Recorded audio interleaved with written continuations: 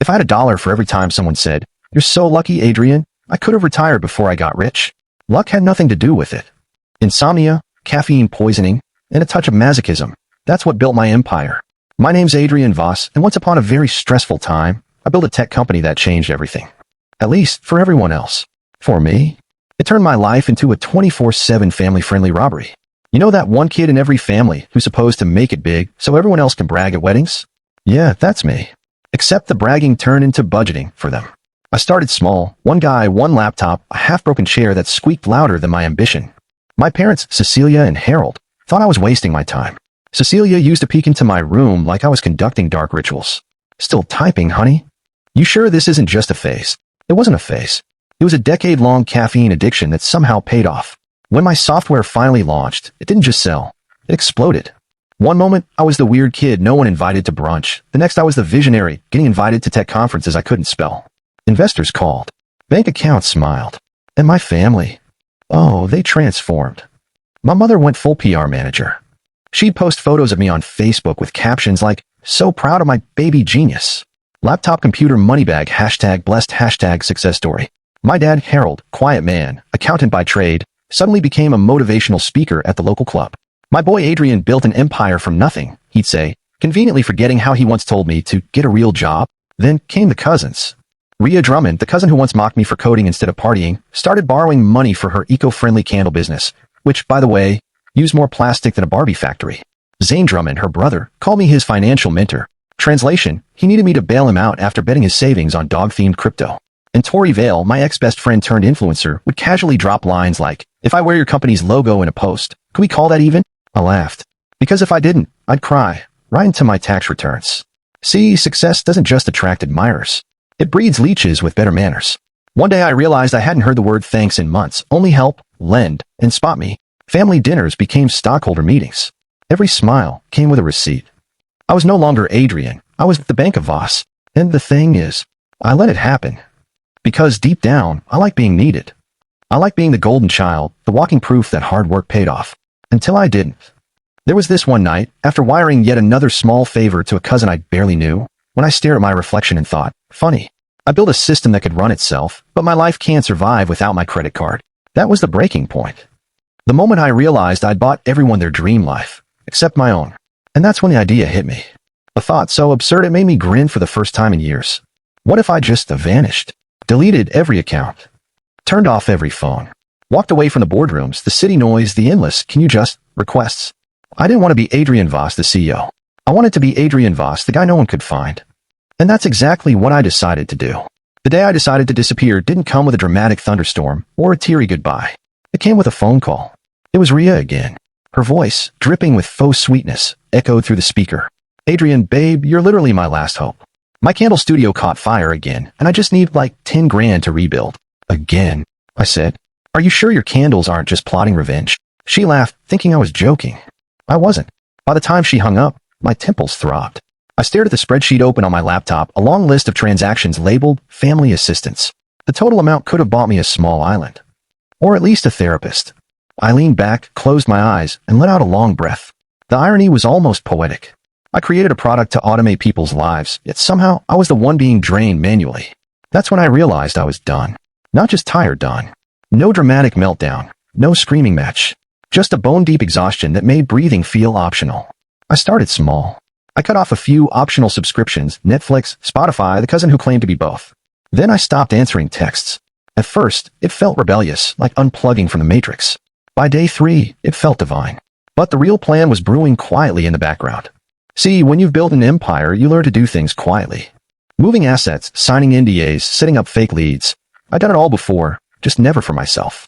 I began liquidating shares slowly, discreetly. No announcements, no press releases. I wasn't selling out, I was cashing out. Then came the search. A new home. A clean slate. Somewhere with zero Wi-Fi and 100% peace. I spent weeks scrolling through property listings that screamed midlife crisis. Cabins in Montana, beach huts in Bali, tree houses in Oregon. Nothing clicked. Until one night, buried deep in a forum for off-grid living enthusiasts, I found it. A farmhouse. 4 acres of neglected land, a sagging barn, a house that looked like it survived a tornado by clinging to trauma. The photos were blurry, the description brutally honest, rural fixer-upper sold as is. Not for faint hearts or lazy hands. Perfect. I called the number listed and met Earl Pennington, a local agent who sounded like he'd seen one too many failed dreamers pass through town. Son, he said, it's got rats, broken plumbing, and ghosts of bad decisions. You sure you want it? Do the ghosts pay rent? I asked. He paused, then chuckled. You'll fit right in. A week later, I signed the papers. The money barely made a dent in my account, but the feeling of relief? That was priceless. I didn't tell anyone. Not my parents, not my board, not even Tori, who still sent me motivational memes about hustle culture. I just started packing. 3 suitcases. Some cash. A few books I pretended I'd read. And my dog-eared journal titled Someday. On a Monday morning before sunrise, I walked out of my high-rise apartment for the last time. The city below glittered like a circuit board, pulsing with noise and fake urgency. I took one long look and muttered, you can keep it. Then I drove. Hours passed. Cities became suburbs. Suburbs became forests. Forests became open land.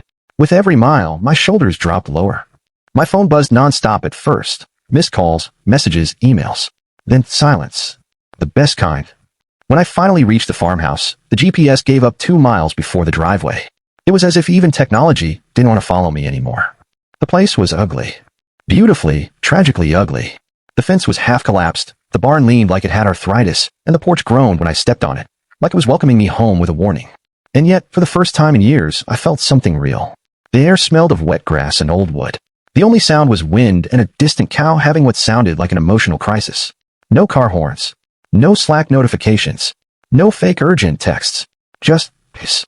I stood there for a while, surrounded by silence, and it hit me. I'd spent my entire adult life running towards something. Money, validation, a headline. Now, for once, I was running away. That night, I slept on an air mattress in the middle of a creaky living room, surrounded by boxes and the faint scent of mold. I didn't care. It was the best sleep I'd had in years. When I woke up, sunlight poured through the cracked blinds. Dust floated in the beams like slow-motion confetti. I made instant coffee on a camping stove and watched the sunrise through a hole in the wall. And for a brief, glorious moment, I felt alive. Then I got a voicemail. It was my mother, Cecilia, her tone equal parts panic and passive aggression. Adrian, sweetie, where are you? Harold says your assistant quit. And the accountant mentioned something about shares. Are you okay? Call me back immediately. I smiled, sipping my bitter coffee. No, I didn't call back. Instead, I walked outside, breathed in the cold morning air, and whispered to myself. This is step 1. No assistants. No family leeches. No CEO meetings where people clap for profit margins they don't understand. Just me, a rotting barn, and 1,000 bad decisions waiting to happen.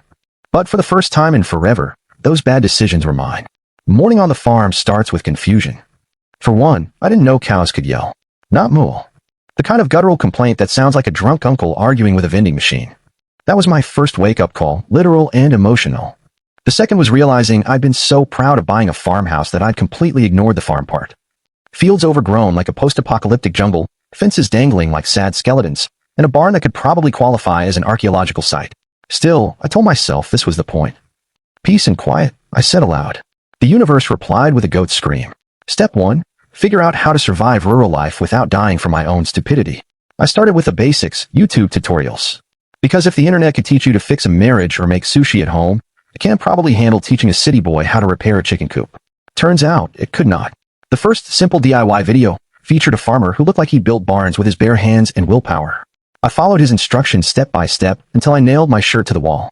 Twice. By the end of day 1, I'd fixed nothing except my understanding of how unfit I was for manual labor. But then came the small victories. I patched the hole in the barn roof using metal sheets and duct tape, don't ask. I managed to install a new lock on the chicken coop. I even replaced a section of the fence, after losing an hour-long battle with a hammer that seemed personally offended by my existence. And somewhere between sweating, swearing, and bleeding on the wood, I realized I was happy. No one was calling. No one was asking for money. No one was complaining about my tone in that last email. Just me, nature, and a long list of chores that wouldn't get done unless I did them myself. It was refreshing, like discovering you actually like vegetables after years of fast food. The first real friend I made here was a human. It was a scruffy golden mutt who showed up one morning, tail wagging and ribs showing. I gave him half a sandwich and he decided we were soulmates. I named him Whiskey because he was brown, warm, and made bad days better. Whiskey followed me everywhere, barking at anything that dared move. Chickens, shadows, my reflection. Days turned into weeks. I fell into a rhythm. Wake up with the sun, or the screaming rooster. Feed the animals. Fix something. Eat something. sit on the porch and watch the sky burn gold before it turned black. It wasn't glamorous, but it was mine. And I'll admit, there was something ridiculously peaceful about it all. Sure, I was still a walking disaster. The first time I tried to milk a cow, I ended up covered in something that wasn't milk. The second time, I got kicked so hard my ancestors felt it. I learned quickly that cows don't respond to sarcasm. But even through the chaos, I laughed. Every single day. Because after years of boardrooms and brand deals and fake smiles, even being chased by a goat felt real. I bought an old pickup truck from Earl Pennington, the same agent who sold me the place. He called it reliable, which apparently means it starts if you threaten it. It rattled like a box of regrets, but it worked. I started going into town once a week for supplies. The locals called me the city boy who ran away. They'd smile politely, sometimes ask about that tech thing you did. I'd just shrug. I'm retired, I'd say. Early. It became a running joke that I was some big-shot millionaire playing farmer. Maybe I was, but I didn't care. Because for the first time, I wasn't performing. I wasn't trying to prove anything. I stopped wearing watches. I stopped checking emails. I stopped pretending that success had to look like a suit and skyline view. One night, as I sat on the porch with whiskey curled beside me, I looked out at the barn lights flickering faintly against the dark. Fireflies danced across the field. The air smelled of hay and rain. And I thought, this is what I bought. Not property. Not quiet. But ownership of myself. It had been a full year since I left the city. I'd lost muscle, gained blisters, and learned that goats are basically toddlers with horns. But peace. I'd found it. At least until an old friend tagged a photo of my farm on Instagram. It was innocent enough, a shot of the barn at sunset, whiskey in the background, me carrying a bucket like I knew what I was doing. The caption read, visiting my old pal Adrian Voss, man traded tech for tractors. Hashtag country life, hashtag recharge. Within 2 hours, the post had 50 comments. Within a day, my mother had seen it. Her voicemail came that evening, cheerful and loaded. Adrian. Honey, we're so glad you're safe. We should come visit. You know, fresh air, family time, free lodging. Quality bonding. Whiskey looked up at me as if he already knew. Oh, it's happening, I told him. The invasion's coming. He barked once, either in agreement or warning. I leaned back in my chair, sipped my coffee, and smiled. Well, I said, let's give them a real country welcome. And just like that, peace had an expiration date. It started with a text that said, we're so excited. Sparkling heart, sparkling heart, sparkling heart. Now, when a message has that many hearts, it's never good news. I stared at the screen, coffee mug in hand, already sensing that my year of quiet bliss was about to collapse faster than my barn's right wall. Who's we? I muttered. Answer, Mom, Dad, Rhea, Zane, Aunt Belinda, Uncle Ron, and Tori. We're coming to visit for a few days. I blinked. Once. Twice. Considered hurling the phone into the chicken coop. Instead, I texted back, sure. Can't wait. Because if my family was coming to play country life, I was going to make sure they got the full experience. 3 days later, the invasion began. My once peaceful driveway filled with the sound of expensive car engines and chaos. Out stepped Cecilia, my mother, in heels on gravel, clutching a designer handbag that cost more than my tractor. Adrian, darling, she cried, spreading her arms like I was a war hero returning from battle.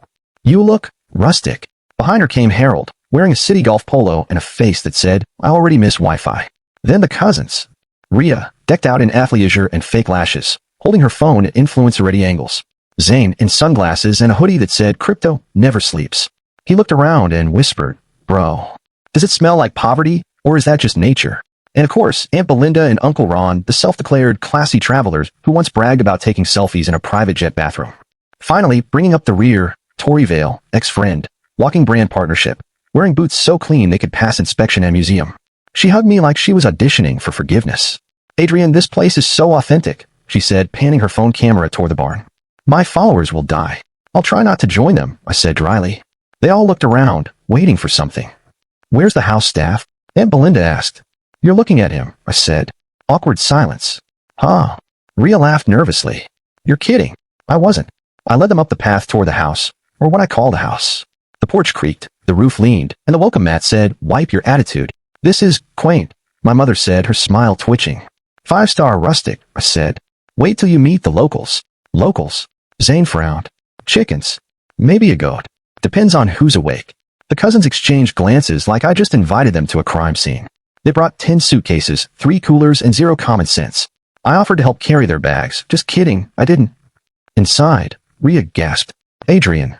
There's no air conditioning. There's a breeze, I said, opening a window. Nature's a sea. Tori clutched her iced latte like it was a relic. Do you at least have Wi-Fi? Yep, I said. It's called reading. They didn't laugh. By sunset, they were visibly melting. Cecilia fanned herself with a magazine. Harold wiped sweat dramatically, and Zane muttered, "This feels like a punishment." I smiled. "Oh, it's just getting started." Dinner was chaos. I grilled vegetables from my own garden, a fact that apparently terrified everyone. "These came from the ground?" Aunt Belinda asked, eyeing the zucchini like it was radioactive. "That's where food usually starts," I said. Rhea pushed her plate away. "I only eat organic." I pointed at the garden. "That is organic." "Oh." EW. Tori filmed a country dinner moment for her followers, making sure her plate stayed out of frame. By 9 p.m., everyone was in their rooms complaining about farm smell, which, for the record, was just air. I sat on the porch with whiskey, watching stars blink across the dark sky. "They wanted country life," I said to him. "Let's give it to them." Whiskey wagged his tail, a co-conspirator. The next morning, I set the tone. At 4:30 a.m., I banged a metal pan outside their doors. "Rise and shine," I yelled. "Time to experience the authentic farm lifestyle." Rhea screamed.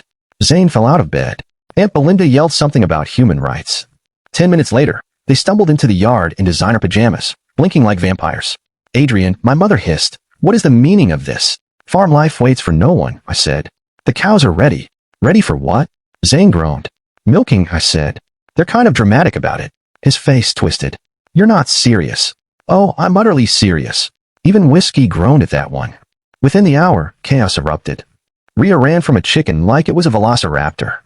Zane refused to go near the cow until it sneezed on him. Tori tried to take selfies mid-shore, tripped into a puddle, and uploaded the video captioned #farmfails #manifesting peace. Aunt Belinda declared her designer boots ruined forever. Uncle Ron tried to start the tractor and accidentally flooded the chicken pen. Cecilia stood in the middle of it all, arms crossed. "Adrian, this is ridiculous." "No," I said calmly. "This is reality. Welcome to my world." They didn't get it, not yet. But I could see it in their faces, the dawning horror that this visit wasn't going to be a free spa retreat. And for me, watching it unfold was pure, unfiltered joy. I hadn't felt this alive since the day I quit the city. Whiskey barked at the horizon, tail wagging. I followed his gaze. The sun was rising over my land, gold light spilling across everything they hated. I smiled. Day one complete. If they thought milking cows was bad, wait until they saw what I had planned for tomorrow. Because this time, the farm wasn't just my escape. It was my revenge. You think one morning of farm life would be enough to scare them off? No. Apparently, the Vostrumen family had something even stronger than entitlement, denial. By day two, they were still here, looking like the survivors of a very polite apocalypse. Cecilia wore a silk robe and sunglasses like she was expecting paparazzi to appear between the corn rows. Harold sat on the porch, nursing his city coffee, which was just instant mix in a mug, muttering, "It's like camping, but worse." Rhea strutted around in new country core clothes she'd ordered overnight, complete with fake dirt print. "I could totally do this for, like, a week," she said to her followers, holding up her phone for a live stream. Country girl era, guys. #farm queen. Behind her, a rooster screamed loud enough to interrupt her broadcast. I laughed so hard I almost dropped the feed bucket. Zane, meanwhile, was Googling how to make passive income from chickens on his tablet. "If we just scale egg production, we could franchise this." "Sure," I said. "Once you convince the chickens to unionize." Tori tried to turn the entire ordeal into a wellness retreat vlog. Farm detox, she called it. She filmed herself meditating beside a cow who looked 2 seconds away from flattening her. Aunt Belinda complained that her skin was drying out in the rural humidity, and Uncle Ron spent half the morning arguing with a goat that stole his hat. The goat won. Whiskey, my loyal partner in chaos, watched them all with the smug satisfaction of a creature who'd already adapted to the madness. By noon, I decided to make things interesting. "All right, everyone," I said, clapping my hands. "Today's team-building exercise is called Farm Boot Camp." Cecilia blinked. "What in heaven's name is that?" "Chores," I said. "But with branding." Groans echoed through the yard like an off-key choir. "Rhea," I said, "you're on chicken duty.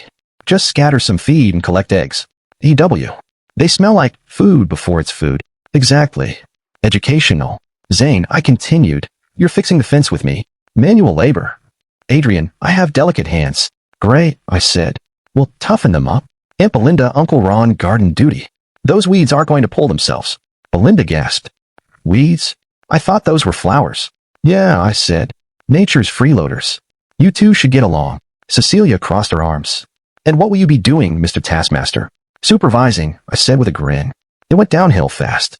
Rhea screamed every time a chicken looked at her. "They're plotting something." Zane hammered his thumb more times than the fence. Belinda gave up on weeding after 5 minutes, claiming she developed soil sensitivity. Ron accidentally uprooted a tomato plant and blamed the shovel. Torai managed to spill a bucket of milk on herself and screamed like it was acid. By lunchtime, everyone was covered in mud, sweat, and resentment. "You're enjoying this, aren't you?" Cecilia said, glaring at me as I bit into a sandwich. "Immensely," I replied. Whiskey barked in agreement. Dinner that night was silent, except for the sound of forks scraping plates and quiet sighs of defeat. Zane finally broke the tension. "Adrian, bro, how do you do this every day?" "Do what?" I asked. "This, the bugs, the smells, the cow eyes. They look like they know things." "Routine," I said. "And peace." He frowned. "Peace? There's literal dirt in my hair." "Exactly." The next morning, I decided to give them a reward. "Today's schedule," I said cheerfully, "is a rest day." They perked up. "After you clean the barn." The collective groan could have powered a small city. I handed out gloves, masks, and buckets. Barn management builds character. Zane pinched his nose. "It smells like money you didn't earn," I said. He glared at me. "You're enjoying your villain arc." "Oh, I started that arc years ago." Rhea tried to make it fun for her followers, filming herself with a caption #FarmFitChallenge. She lasted 6 minutes before gagging. Uncle Ron tried to help but ended up locked in a stall with a cow who had trust issues. Cecilia supervised from outside, yelling encouragement through the window like a distant commander. Torai, to her credit, tried to help shovel hay, then spent 20 minutes monologuing about finding symbolism in manual labor. "Sure," I said. "The symbolism is work." By sunset, they were exhausted, filthy, and utterly defeated. I made chili for dinner, spicy, rustic, and painfully non-vegan. Rhea picked out the beans one by one. As they ate in silence, I realized something. They weren't just tired, they were thinking. Harold finally looked up and said, "You really live like this?" "Every day," I said. He nodded slowly, eyes distant.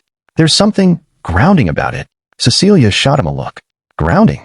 "Harold, I nearly fainted milking a mammal." "Still better than your yoga class," he muttered. For a moment, I saw a flash of honesty, a crack in their city polish. Maybe, just maybe, they were starting to get it. Then Rhea ruined it. "So, we can still go to the lake tomorrow, right? For, like, a reward day." I grinned. "Sure. After the compost." She dropped her spoon. "There's compost." "Oh, Rhea," I said softly. "There's always compost."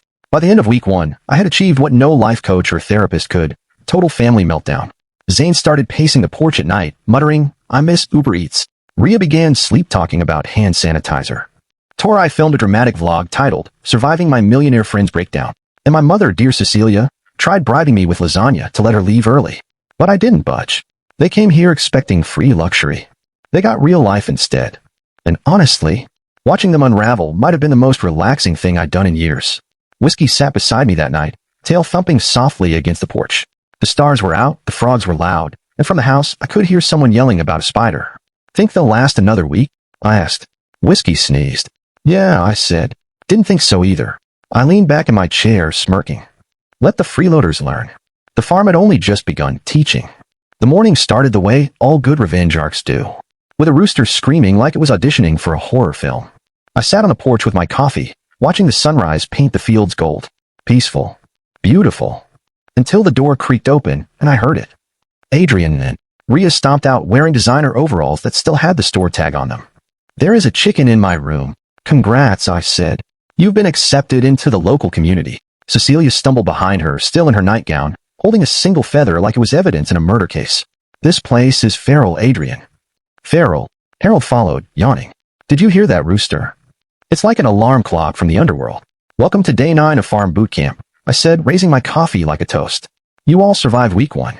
"Barely. Barely," Zane muttered. "I'm one mosquito bite away from writing a will." "Perfect," I said. "That means you're acclimating." I gathered everyone around the barn like a boot camp sergeant with a caffeine addiction. "All right, team. Today's focus, cooperation and sustainability." Cecilia squinted. "That sounds like corporate jargon." "Exactly," I said. "Thought I'd speak your language." "Rhea, you'll handle feeding and cleaning the chicken coop." Rhea blinked. "Again? Those feathered demons hate me. Maybe they sense weakness." "Zane, you're with me on the tractor." He perked up. Finally, something high-tech. 10 minutes later, he stalled it in a ditch. Belinda and Ron were on compost duty again. Ron poked the pile with a stick inside. "Smells like a crime scene." "Natural recycling," I said cheerfully. "It's what your fancy city smoothies aspire to be." Torai was assigned to the vegetable patch, where she immediately began a live monologue. Today's affirmation: I am one with the earth. I am humble. I am, oh my God, what is that? She jumped back as a frog hopped past. "Nature," I said. "Say hi." By noon, The group looked like they'd survived a small-scale apocalypse. Cecilia sat under a tree, fanning herself dramatically. Adrian, this is absurd. I'm not meant for this rustic suffering. You once said you wanted to connect with your roots, I reminded her. Yes, in a spa. Not in dirt. Zane was inspecting his hands. Are these blisters? I didn't even know people still got blisters. Manual labor builds character, I said.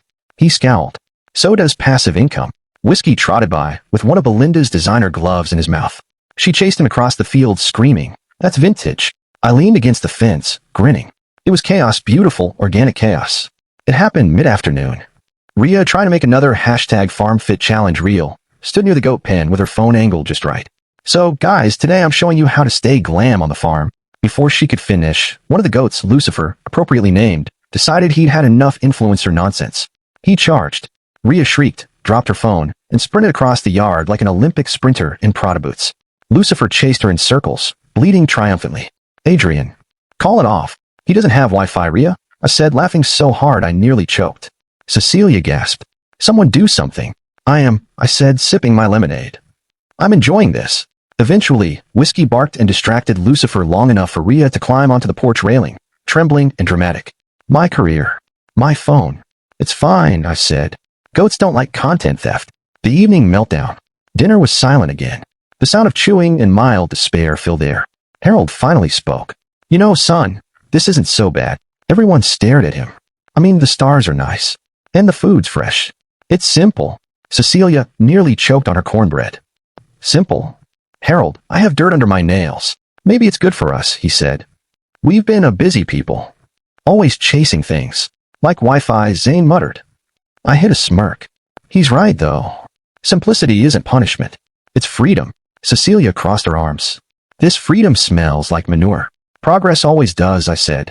Rhea sighed dramatically. I miss room service. Good news, I said. Tomorrow's breakfast is DIY. Her jaw dropped. You're evil. Just frugal, I said with a grin. That night, after they'd all gone to bed or collapsed in protest, I sat on the porch again. Whiskey lay beside me, tail flicking lazily. The moonlight washed over the barn, the fields, the silence. I took a deep breath, the kind of slow, clean breath you forget to take in the city. For the first time, I realized the farm wasn't just my escape. It was my mirror. Here, effort had value. Rest had meaning. Life had rhythm. And the people who couldn't understand that were finally starting to break under their own comfort. I smiled to myself. Tomorrow, I whispered, we make jam. Whiskey groaned. Yeah, I said, patting his head. They're gonna hate it. If peace had a sound, it was the shuffle of suitcases at dawn. I woke up not to roosters or cowbells this time, but the quiet, pitiful rustle of panic. The kind that meant one thing. My family had finally cracked. From my window, I watched them scurry around like hungover squirrels. Zane dragging his luggage across the gravel. Rhea sobbing over a chipped nail. Aunt Belinda dramatically clutching her back like she'd been through war. Uncle Ron pacing with a mug of cold coffee, muttering, never again. Never again. I stepped onto the porch, sipping my coffee, pretending to be surprised. Morning, sunshine squad, I said, voice dripping with fake cheer. Up early for chores? Cecilia glared at me, hair wrapped in a silk scarf that had definitely seen better days. We're leaving, Adrian. I put a hand to my chest. Already? But I was just about to teach you how to drive a tractor backward through mud. Not funny, she snapped. This place it's unfit for civilized people. Really? I think it's made you all quite civilized. You've learned teamwork, patience, and that goats are evil, Rhea interrupted, glaring toward the barn. Lucifer the goat bleated like he understood her perfectly. Apparently, last night had been the breaking point. Zane's Wi-Fi booster sacrifice hadn't worked, and he discovered that the cows had chewed through his power cable. Rhea woke up to a frog sitting on her pillow. Belinda slipped in mud while taking aesthetic sunset photos. And Uncle Ron's final straw was realizing his cologne smelled like barn dust. They'd reached their collective limit. Rhea flopped onto a suitcase. I'm emotionally allergic to this place. Tori filmed a scene like she was documenting a national tragedy. Last day on the farm, she whispered dramatically. The experiment failed. City souls can't survive off-grid. Speak for yourself, Harold said, tying his boots. I kind of liked it here. Cecilia turned to him, aghast. Liked it? Harold, our bathroom doesn't have a bidet. He shrugged. It's honest work. Maybe we needed this. Needed, she sputtered. I needed therapy after seeing a chicken take a bath in dirt. Zane groaned. Mom, can we just go? My phone hasn't updated since last week. I don't even know what memes are trending. Tragic, I said. History books will remember your sacrifice. After a final round of complaints, forced hugs, and one last selfie, #farm goodbye, crying face cow, they finally drove off, leaving a trail of dust and relief behind. I stood on the porch, watching the SUV disappear down the dirt road. The air felt lighter, freer. Then I noticed a folded paper sitting on the kitchen table. It was written in my mother's perfect cursive. Adrian, we love you, but you've changed. This lifestyle isn't you. We hope you find yourself again someday. Mom, Dad, and the rest. I laughed, out loud. The kind of laugh that starts in your chest and shakes your shoulders until tears sting your eyes. Find myself, I said to Whiskey, who tilted his head. I think they just helped me do that. I crumpled the note, tossed it into the fireplace, and sat back. The next morning, I woke up to the sound of roosters again. Sweet, blessed chaos that didn't ask for money or validation. No suitcases. No perfume cloud in the hall. No complaints about Wi-Fi or rural air. Just me, the farm, and Whiskey snoring beside my boots. I walked outside, the air cool and crisp. The barn door creaked open, sunlight spilling over the fields like gold dust. For the first time in 2 weeks, I could hear my own thoughts again.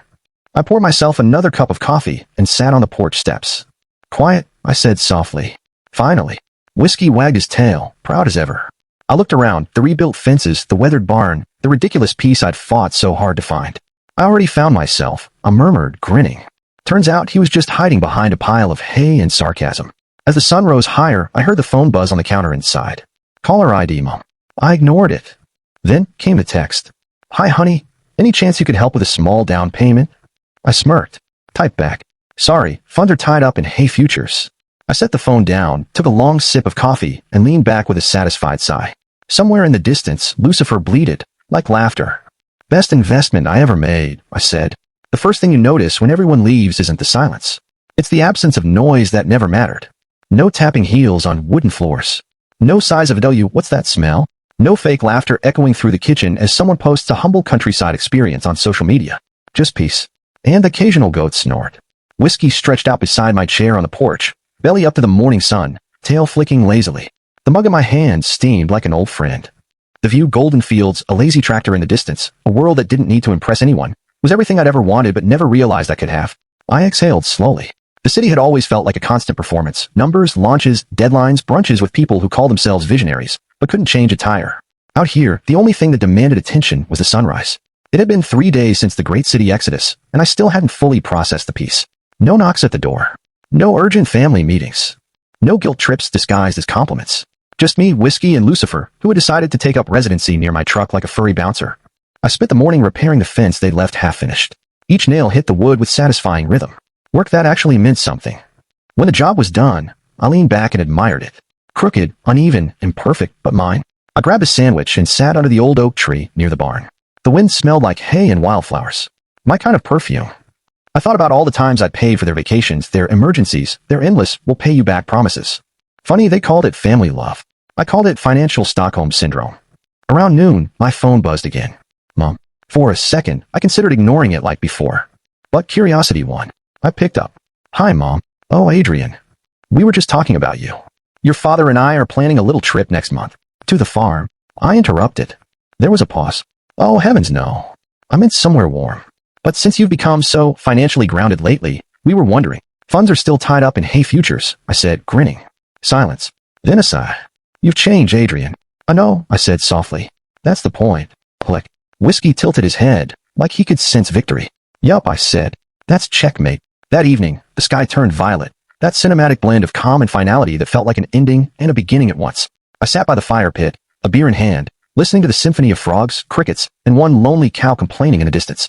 Somewhere behind me, Lucifer tried to climb onto a hay bale again. He slipped. I laughed. It hit me then, how absurdly perfect this was.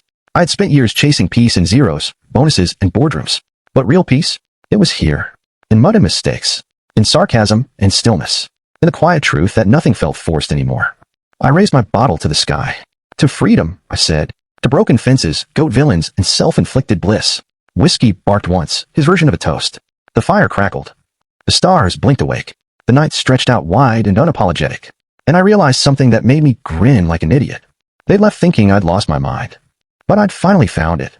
Adrian leaning back in his chair, hat tilted, boots up, Whiskey asleep beside him. Lucifer headbutts a bucket in the background. Roosters crow one last time as the camera pans out over the golden fields. Adrian smirks at the horizon and says, Best investment I ever made. 6 months later, if you'd driven past my farm, you wouldn't have recognized the place. The barn was freshly painted a deep red, the kind that looked like it had seen history. The fence, finally straight this time, stood proudly, no longer a metaphor for my family's moral alignment. The air smelled of earth, rain, and something priceless, peace that didn't come with a receipt. And me?